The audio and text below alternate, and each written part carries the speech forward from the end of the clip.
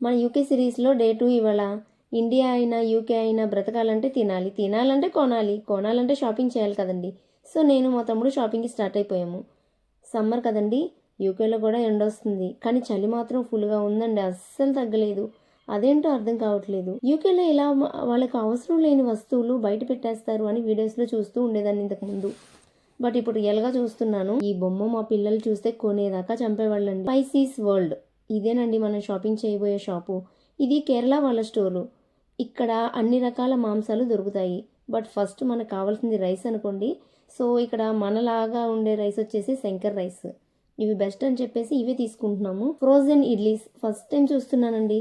అలాగే ఫ్రోజన్ గారెలు, చపాతీ, పరోటా కూడా ఉన్నాయండి. వావ్, సంతూర్ సోపులు కూడా దొరుకుతాయో లేదో అని చెప్పి ఒక డజన్ తెచ్చుకున్నానండి ఇండియా నుంచి.